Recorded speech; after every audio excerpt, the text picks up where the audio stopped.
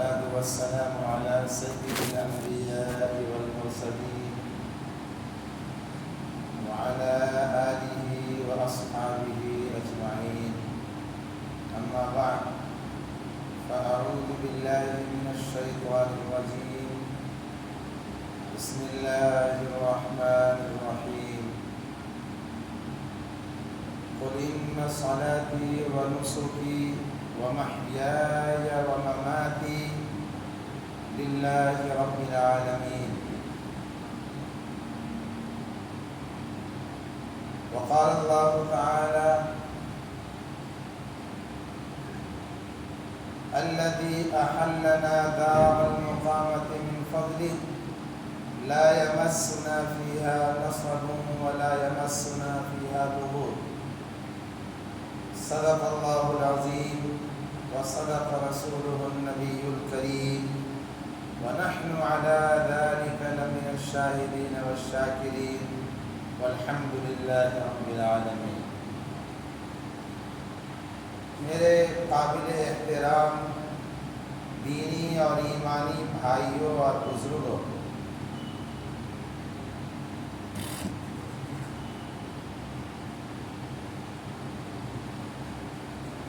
اللہ تبارک و تعالی بندوں پر بڑے مہربانی کرنے والے، انعام اور احسان کا معاملہ کرنے والے ہیں۔ قرآن مجید شروع ہوتا ہے سورہ فاتحہ سے۔ شروع میں ہی اللہ کہتے ہیں الحمدللہ رب العالمین الرحمن الرحیم۔ تمام تعریف، ہر قسم کی اچھائی اور خوبی کا حقدار اللہ تعالی ہیں، جو پوری تمام جہان اور پوری دنیا کی ایک ایک مخلوق کی پرورش کرنے والا ہے۔ الرحمن الرحیم، اور وہ خوب رحم کرنے والا اور مہربانی کرنے والا ہے۔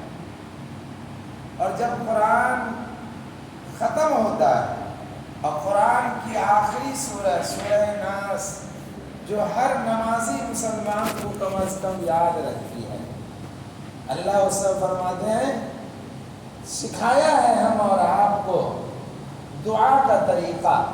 قل، کہو، اعوذ برب الناس ملک الناس الہ الناس، میں پناہ میں آتا ہوں، میں حفاظت میں آتا ہوں اس اللہ کے جو تمام انسانوں کا پروردگار اور مالک ہے۔ شروع رب العالمین، ختم رب الناس۔ تو اللہ بڑے مہربان ہیں، بہت رحم کرنے والے اور بڑے احسان اور اکرام کا معاملہ کرنے والے ہیں۔ اللہ تعالی کا احسان، اللہ کا انعام ناقابل شمار ہے۔ کوئی اللہ کی نعمتوں کو اگر کاؤنٹ کرنا چاہے گا تو کاؤنٹ نہیں کر سکتا ہے۔ ان ناقابل شمار اللہ کے احسان اور انعام میں سے سب سے بڑا جو اللہ کا احسان ہے وہ یہ ہے کہ اللہ نے ہم اور آپ کو ہدایت کا راستہ دکھایا۔ اللہ تعالیٰ نے ہم اور آپ کو اصل منزل تک پہنچنے کا راستہ دکھا دیا، اس کو ہدایت کہتے ہیں۔ اللہ نے ہم اور آپ کو ہدایت دے دی۔ الحمدللہ کے بعد جو سورہ شروع ہوتی ہے، سورہ کا نام ہے سورہ بقرہ۔ اس میں اللہ فرماتے ہیں الف لام میم ذالک الکتاب لا ریب فیہ ھدی للمتقین۔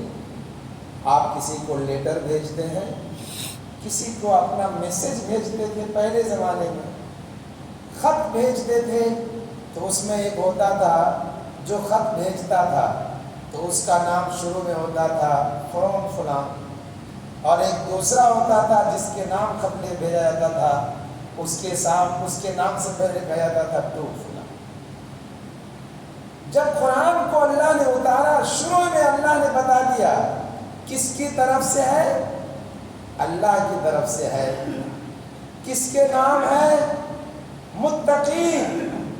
متقین اللہ سے ڈر کر، پرہیزگار بن کر، بندہ بن کر زندگی گزارنے والوں کے لیے یہ کتاب گائیڈ بک ہے، راستہ بتانے والی کتاب ہے، ہدایت دینے والی کتاب ہے، ہدی للمتقین، متقیوں کے لیے۔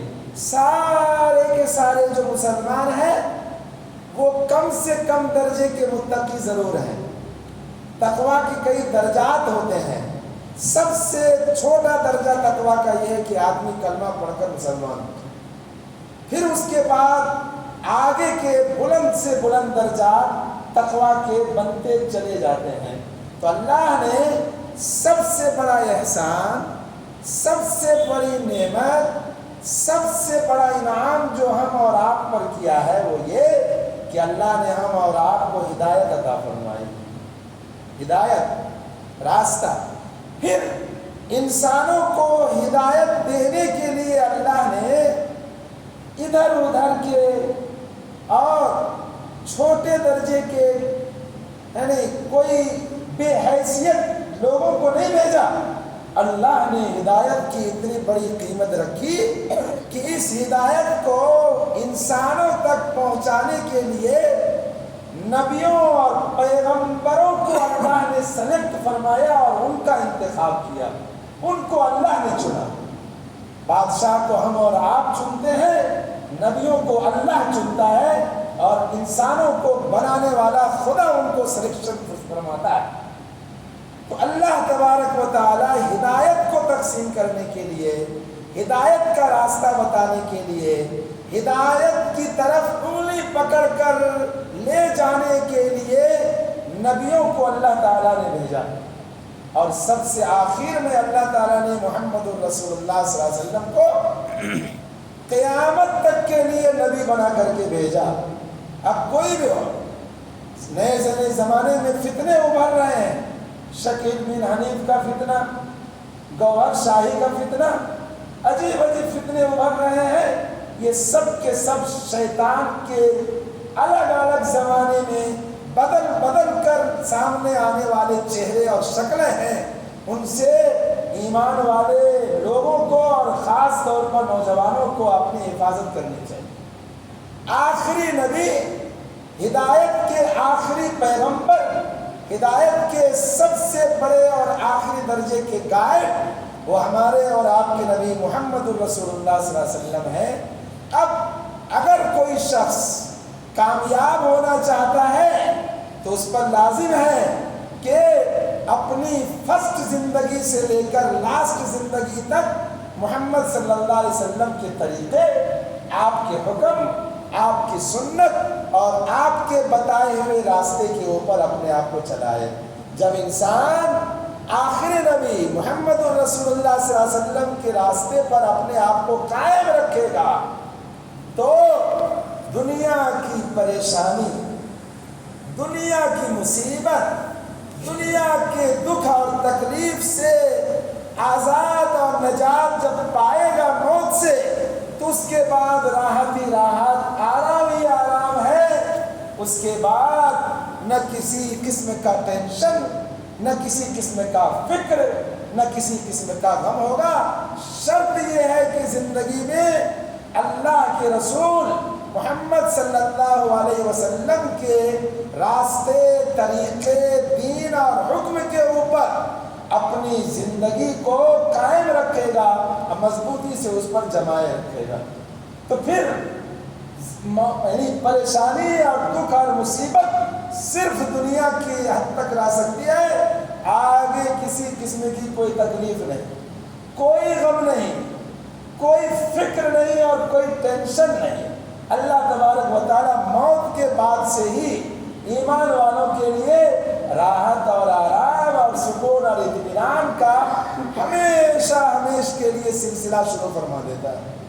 اور یہ ہم نہیں کہتے ہیں، اس قرآن کریم میں ہے، جس قرآن کریم پر آپ کا ایمان ہے اور اس قرآن کو ماننے کی وجہ سے آپ مسلمان ہیں۔ اگر آپ نہ مانیں تو آپ آپ مسلمان نہیں چاہے آپ کا نام عبداللہ اور عبد الرحمن ہو جائے، آپ مانتے ہیں اس کتاب کو، اپنے لیے اس کو نجات دینے والی کتاب، اپنے لیے اس کتاب کو اللہ سے ملانے اور اللہ تک پہنچانے والی کتاب مانتے ہیں، اسی لیے آپ مسلمان ہیں۔ اسی کتاب میں اللہ تبارک و تعالیٰ نے اپنے نبی کے ذریعے سے ہمیں اور آپ کو بتایا۔ اللہ نے کیا کہا نبی سے؟ کہہ دیجئے، آپ سب کو سنا دیجئے پڑھ کر میری بات، ان صلاتی میری نماز، و نسکی میرا روزہ، و محیایا میری زندگی، و مماتی اور میری موت، للہ رب العالمین اس اللہ کے لیے ہے، اس خدا کے لیے ہے جو سارے کائنات اور ساری دنیا اور سارے گلیکسیوں کا پیدا کرنے والا ہے اور سب کا مالک ہے۔ ہماری سب کچھ اس اللہ کے لیے۔ اب ہماری سب کچھ، ہم نماز پڑھنے آئے اللہ کے لیے، ہم روزہ رکھتے ہیں اللہ کے لیے، یہ تو بہت آسان سی چیز ہے۔ اور آگے آپ سمجھیے آپ کے لیے آپ کے خدا نے کیا فرمایا ہے، محیایا و مماتی، ہماری زندگی ہماری موت یہ سب اللہ کے لیے ہونی چاہیے، موت بھی اور زندگی بھی یہ سب ہماری ضرورت ہے۔ اگر ہم کو زندگی نہیں ملتی تو ہم اللہ کے لیے کیا کر سکتے تھے؟ کچھ نہیں کر سکتے تھے زندگی کے بغیر۔ اور موت بھی ہماری ضرورت ہے، اگر موت نہ ہوتی تو اس دنیا کے اندر کتنے بڑے بڑے شریروں اور کتنے بڑے بڑے ظالموں کو دنیا دیکھتی کہ اس کو دیکھنے کے بعد انسان اندازہ نہیں کر سکتا تھا کہ ظلم کتنا بڑا ہوتا ہے، بغاوت کتنی بڑی ہوتی ہے۔ اپنے خدا کو بھلانے پر انسان آتا ہے تو بھلا کر کہاں سے کہاں اور کس قدر ذلت کی تہ میں پہنچ جاتا ہے۔ موت سے انسان ذرا سا ڈرتا ہے اور اپنے ظلم والے قدم کو آگے بڑھانے کے لیے کچھ دیر کے لیے تو ضرور کھینچنے کی کوشش کرتا ہے۔ تو موت بھی اللہ کی نعمت۔ اللہ فرماتے ہیں یہ سب تمہاری ہمارے لیے ہونا چاہیے، تم مرو میرے لیے، زندہ رہو میرے لیے۔ مرنا ہے تو اللہ کے لیے، زندہ رہنا ہے تو اللہ کے لیے۔ مرتے ہیں وہ بھی جو اللہ کے راستے میں اپنی جان دیتے ہیں، وہ موت ہے، اور وہ عظیم الشان موت ہے جس کی آرزو اور جس کی تمنا اللہ کے نبیوں اور رسولوں نے فرمائی ہے۔ تو ایک موت ہے، موت بھی ہماری اچھی ہونی چاہیے اور زندگی بھی اچھی ہونی چاہیے۔ زندگی اگر اللہ کی مرضی کے بغیر ہو تو اللہ کی مرضی کے بغیر، اللہ کی خوشی کے بغیر ایک لمحے کی زندگی حرام، ایک لمحے کی زندگی اللہ کی مرضی کے بغیر حرام۔ تو سمجھے، یقین مانے۔ اللہ تعالیٰ فرماتے ہیں قرآن کریم کی آیت میں کہ میں وہ خدا ہوں کہ تم جب جنت میں جاؤ گے تو میرا نام یوں لوگے، الذی احلنا دار المقامۃ من فضلہ، کرم ہے، شکر ہے، احسان ہے، مہربانی ہے اس اللہ کی جس اللہ نے ہم کو دنیا سے نکال کر ہمیشہ ہمیش کی راحت کی جگہ میں اتارا۔ اب یہاں پر نہ کسی قسم کی تکلیف چھو کر ہم کو گزرے گی۔ عجیب بات ہے بھائی، قرآن میں اللہ کہتے ہیں لا یمسنا فیہا نصب۔ قرآن کہہ رہا ہے کہ مرنے کے بعد اس ایمان والے کے لیے جس نے نبی کے راستے کے اوپر جم کر زندگی گزاری ہو، اس کا حال یہ ہوگا کہ آخرت میں مصیبت اور تکلیف اور غم اور ٹینشن، یہاں تک کہ آگے نصب بھی آ رہا ہے۔ نصب کے معنی آتے ہیں تھکان۔ تھکان سے کیا ہوتا ہے؟ آدمی تھوڑا کام کرتا ہے، وہ مصیبت تو نہیں ہے لیکن اس کو آدمی اچھا فیل نہیں کرتا۔ اللہ کہتے ہیں تھکن بھی تمہارے پاس سے تم کو چھو کر کے بھی نہیں گزرے گی، اس کا نام و نشان نہیں ہوگا۔ شرط یہ ہے کہ دنیا میں تم اللہ کے حکموں کے اوپر رہو، قائم رہو اور اللہ کے نبی کے راستے، اللہ کے نبی کے طریقے کو اختیار کرو، یہ شرط ہے۔ باقی میرے بھائیوں اور بزرگوں، دنیا غم کی جگہ ہے، دنیا ٹینشن اور غم اور تکلیف کی جگہ ہے۔ یاد رکھیں اللہ تعالیٰ دنیا کے اندر ایمان والوں کو آزماتے ہیں، عذاب نہیں دیتے ہیں، عذاب نہیں دیتے، آزماتے ہیں۔ آزمانے میں اور عذاب دینے میں بہت فرق ہے۔ آپ اپنے دوستوں کو کبھی آزماتے ہیں کہ دیکھیں یہ ہم سے کتنی سچی محبت رکھتا ہے اور ہمارے سے اس کا تعلق کتنا سچا اور درست ہے، تو اپنوں کو آزمایا جاتا ہے اور دشمنوں کو سزا اور عذاب دیا جاتا ہے۔ اللہ تعالیٰ دنیا میں ایمان والوں کی آزمائش کرتا ہے، اور جو اللہ کا جتنا بڑا قریبی رہتا ہے اللہ اس کو اتنا آزماتے ہیں اور اس کا امتحان لیتے ہیں، آزماتے ہیں۔ اب آپ دیکھیں کہ اللہ تبارک و تعالیٰ کے یہاں سب سے بڑے رتبے والے، اللہ کے نزدیک سب سے زیادہ مقرب کون ہو سکتا ہے؟ ہمارے اور آپ کے نبی محمد رسول اللہ صلی اللہ علیہ وسلم ہو سکتے ہیں۔ آپ رسول اللہ صلی اللہ علیہ وسلم کی زندگی کو پڑھ لیں، جس کو کہا جاتا ہے سیرت رسول۔ آپ محمد صلی اللہ علیہ وسلم کی سیرت پڑھ لیں، جس دن سے آپ کو نبی بنایا گیا، جس دن سے آپ کے اوپر وحی اتاری گئی، جس دن سے آپ کے سر پر رسالت کا تاج رکھا گیا، اس کے بعد سے لے کر موت تک 13 سال تک آپ علیہ السلام نے کبھی بھی رات میں آرام اور سکون کی نیند نہیں لی، کبھی نہیں۔ آپ کے پاس مصائب آتے رہے، بلکہ حدیث شریف کے الفاظ آپ سنیں، آپ علیہ السلام خود فرماتے ہیں اوذیت فی سبیل اللہ ما اوذی احد قط، مجھے اللہ کے راستے میں اتنا ستایا گیا، اتنی مجھے تکلیفیں دی گئی، مجھے اس قدر مصیبتوں سے دوچار کیا گیا کہ میرے برابر کبھی بھی کسی کو اتنی تکلیف نہیں دی گئی۔ جب آپ علیہ السلام بستر مرگ پر ہے، موت کے بستر پر آپ ہیں، بیمار ہیں، تو آپ کی کنڈیشن کیا ہے؟ آپ بہت سخت تکلیف میں ہیں۔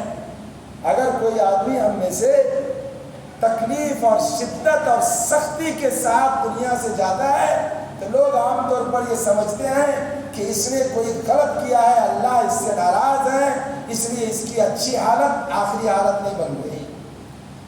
جب رسول اللہ صلی اللہ علیہ وسلم کا انتقال ہوا، آپ بہت تکلیف میں تھے، بڑی سختی میں تھے، سکرات الموت، موت کی سختی اور موت کی تکلیف اور مصیبت میں آپ تھے۔ حضرت عائشہ فرماتی ہیں کہ جب میں نے رسول اللہ صلی اللہ علیہ وسلم کے سکرات کو دیکھا، موت کی سختی کو دیکھا، اس کے بعد میں کسی انسان کی موت کی سختی کو دیکھ کر بدگمان نہیں ہوئی کہ اس سے اللہ ناراض ہوں گے، اسی لیے اس کی حالت آخری حالت اچھی نہیں۔ اللہ تعالیٰ آزماتے ہیں رفع درجات کے لیے، درجات کو بلند کرنے کے لیے کبھی آزماتے ہیں اور سخت تکلیف کے ساتھ گزار کر اسے موت دیتے ہیں۔ تو نبی کے ساتھ کیا معاملہ ہے آپ حقیقتیں وہاں سنیں گی۔ اتنی بات تو طے ہے کہ نبی علیہ السلام کا درجہ ہر لمحہ، ہر لحظہ، ہر آن بلند سے بلند تر اللہ تعالیٰ نے فرمایا۔ تو نبی علیہ السلام بستر مرگ میں ہیں، تکلیف میں ہیں، پریشانی میں ہیں۔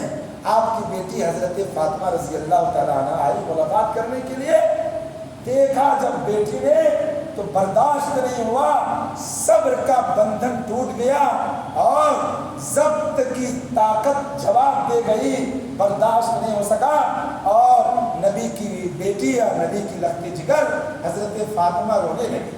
آپ علیہ السلام نے حضرت فاطمہ سے کہا بیٹا آج کے بعد تمہارے باپ پر کبھی مصیبت نہیں ہے، آج کے بعد تمہارا باپ تکلیف کا کوئی منہ نہیں دیکھے گا۔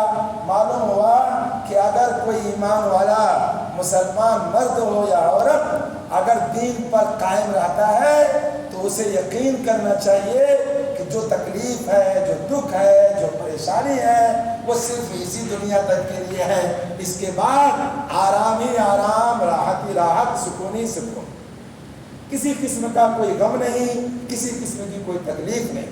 اس لیے میرے بھائیوں اور بزرگوں، اللہ تبارک و تعالیٰ کے لیے زندگی کو جینا چاہیے اور اللہ کو ناراض کرنے سے اپنی حفاظت کرنی چاہیے اور اپنے آپ کو اس سے بچانا چاہیے۔ ہمارے بزرگوں نے عجیب عجیب بات لکھی ہے۔ آپ جانتے ہیں حضرت نوح علیہ السلام کا نام سنا ہوگا۔ حضرت نوح علیہ السلام نے اپنی قوم کو 950 سال تک دین کی تبلیغ فرمائی، اللہ کے ایک ہونے کی طرف ان کو بلایا، توحید کی دعوت دیتے رہے۔ کتنے برس تک؟ 950 برس تک اتنی لمبی مدت، اور زندگی کتنی گزاری ہوگی؟ زندگی تو ظاہر ہے اس سے زیادہ رہی ہوگی۔ تو حضرت جبرائیل امین نے حضرت نوح علیہ السلام سے پوچھا، کہاں پوچھا؟ اس جہان میں نہیں پوچھا، یہاں سے جانے کے بعد پوچھا، یہ کیسے معلوم ہوا؟ جبرائیل کے ذریعے سے محمد صلی اللہ علیہ وسلم کو بتایا گیا، آپ کے ذریعے سے ہمیں اور آپ کو معلوم ہو رہا ہے۔ تو حضرت نوح علیہ السلام نے بتایا، جبرائیل نے پوچھا، دنیا کی اتنی لمبی زندگی آپ نے پائی، آپ بتائیں آپ کی فیلنگ اور آپ کا تجربہ اس سلسلے میں کیا ہے؟ آپ دنیا کی زندگی کو کیسے سمجھتے ہیں؟ حضرت نوح علیہ السلام نے جواب دیا، بس دنیا کی زندگی ایسے جیسے کہ ایک بڑا گھر، کہ آدمی گھر میں رہے، بات ختم ہو گئی، یہی ہے دنیا کی زندگی۔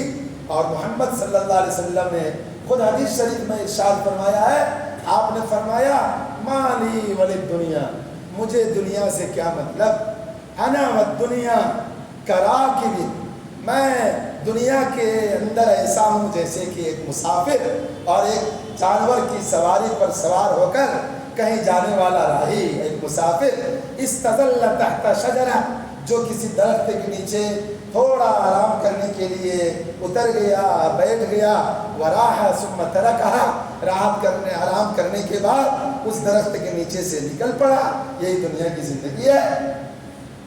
سمجھنا چاہیے، دنیا میں رہ کر اپنے مقصد کو، اپنے منزل کو فراموش نہیں کرنا چاہیے۔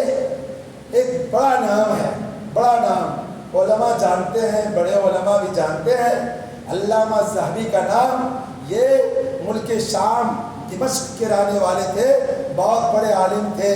آج سے 800 سال پہلے کا میں واقعہ بتا رہا ہوں۔ علامہ ذہبی یہ بہت بڑے محدث تھے، یعنی حدیث کے امام، اور اسی طرح بہت بڑے مورخ تھے، تاریخ کو بیان کرنے والے، تاریخ کو جاننے والے۔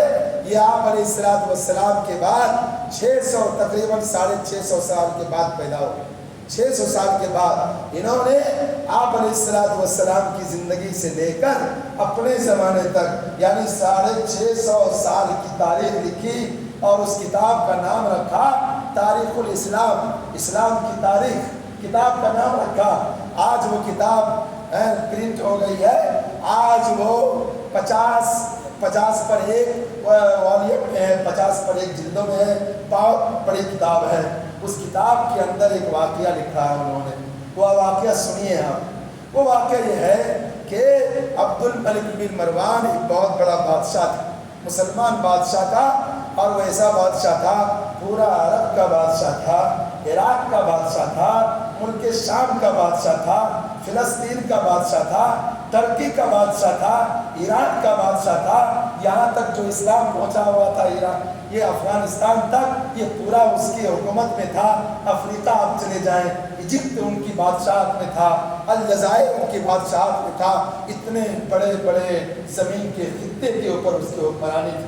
عبد الملک بن مروان وہ ایک مرتبہ مکہ مکرمہ طواف کرنے کے لیے، حج یا عمرہ کا طواف کرنے کے لیے گیا، طواف کر رہا تھا تو اس نے دیکھا کہ طواف کرتے ہوئے ایک شخص ہے جو بہت اچھی صحت اور تندرستی رکھنے والا ہے، بہت اس کی ہائٹ ہے اچھی، بہت خوبصورت ہے، دل ڈول جسم کی ایسی ہے کہ اگر کوئی دیکھے تو ان کو دیکھتا ہی رہ جائے۔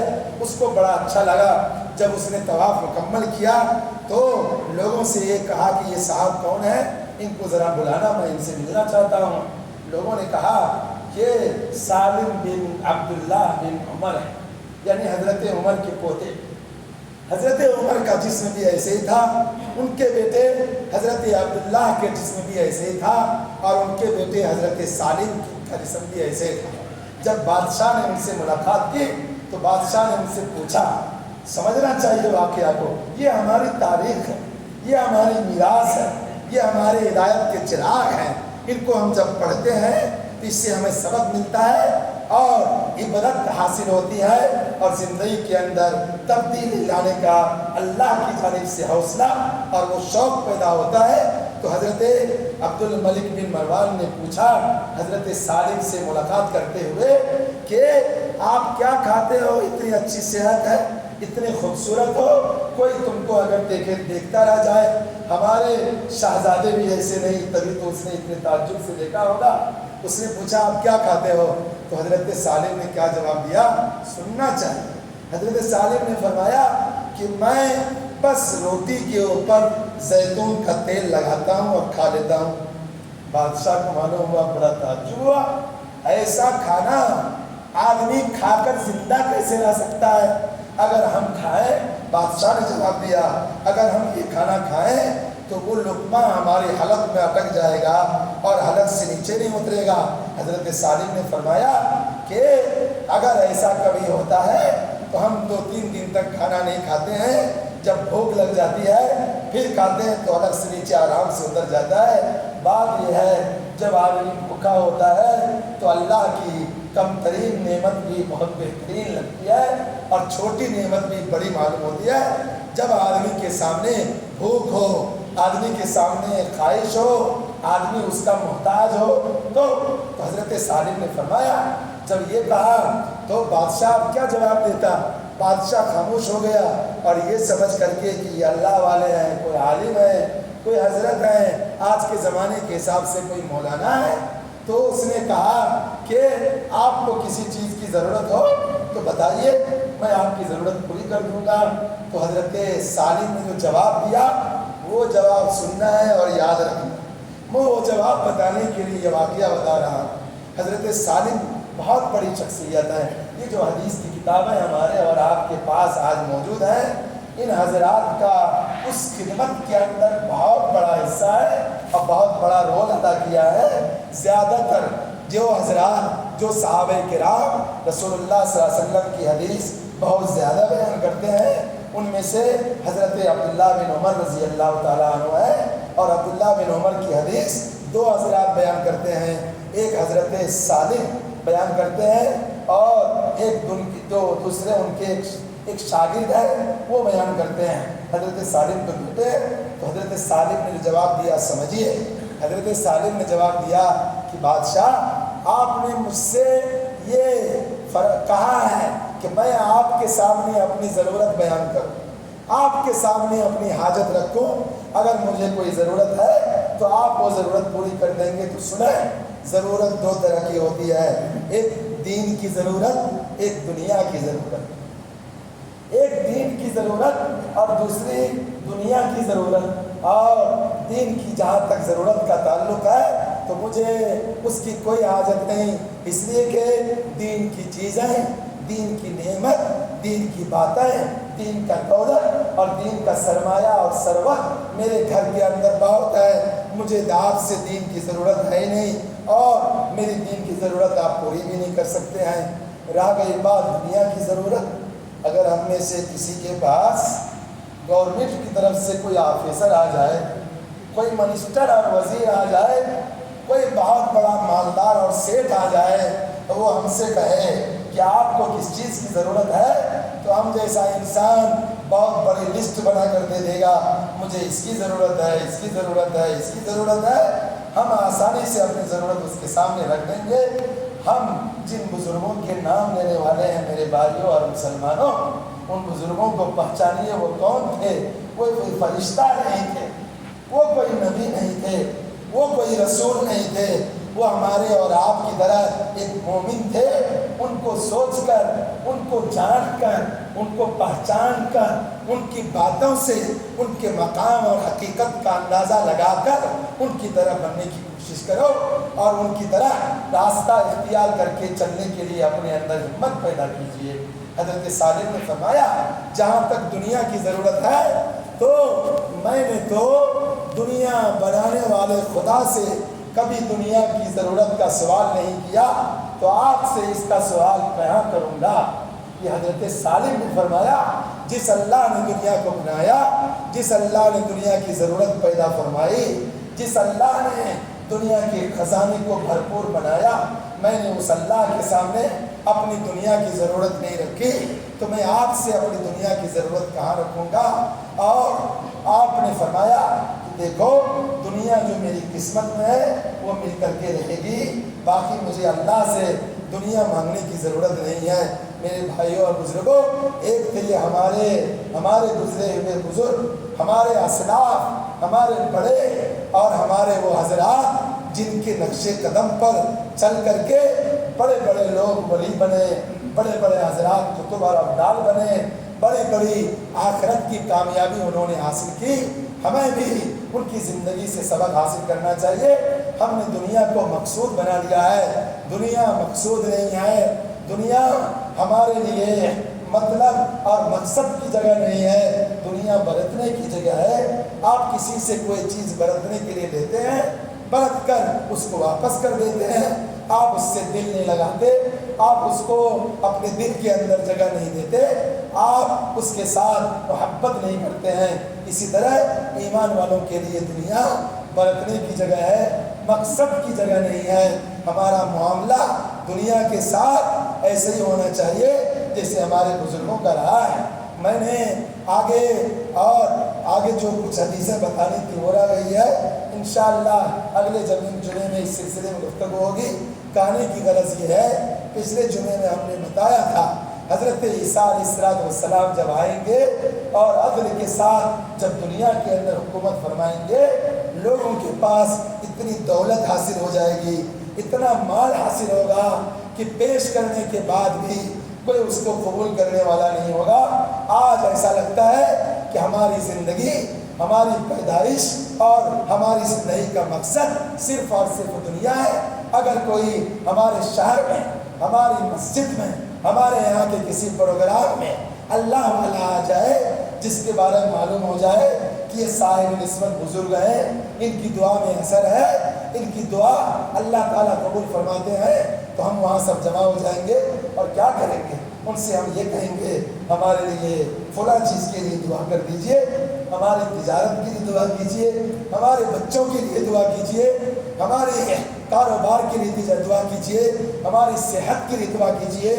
ایسا حال بنتا جا رہا ہے کہ لوگ علماء سے، اہل علم سے، نیک لوگوں سے، بزرگوں سے جب ملاقات کرتے ہیں تو وہاں پر بھی دنیا کی غرض رکھتے ہیں، دین کی غرض نہیں رکھتے۔ وہ یہ نہیں کہتے کہ ہم فلاں کاروبار کر رہے ہیں، دیکھیے ہمارا کاروبار حلال ہے یا حرام، جائز ہے یا ناجائز، ہم نماز اس طرح پڑھتے ہیں، ہماری نماز پڑھنے کا طریقہ یہ درست ہے یا درست نہیں ہے۔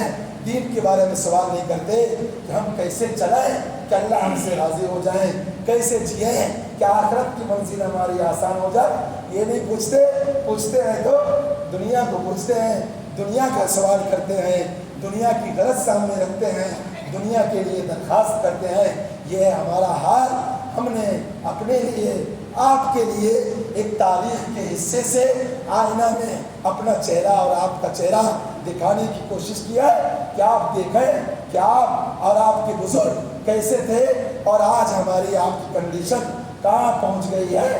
ہمیں اپنا جائزہ لینا چاہیے کہ دنیا ہمارے لیے تھوڑے دنوں کے لیے ایک برتنے کی جگہ ہے، برتنے کا سامان ہے، یہ مقصد اور یہ ہمارے لیے مقصود اور اصلی جگہ نہیں ہے۔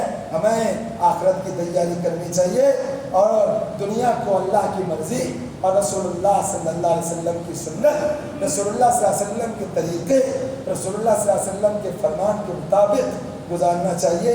اللہ تعالی ہمیں حق بات کو سمجھنے کی توفیق عطا فرمائے، قرآن اور حدیث کی باتوں کو سمجھ کر دل کی تہ میں اتارنے کی ہمت اور اس کا حوصلہ اللہ ہم سب کو مرحمت فرمائے۔ انشاءاللہ موضوع سے متعلق باقی باتیں اگلے جمعے میں ہوں گی۔ اللہ تبارک و تعالی ہماری کہانی سننے کو مقبول فرمائے، ہم سب کے لیے فائدہ مند اور ہم سب کے لیے نفع بخش بنائے۔ وما علینا الا البلاغ، جنہوں نے سنت نہیں پڑھی سنت پڑھیں۔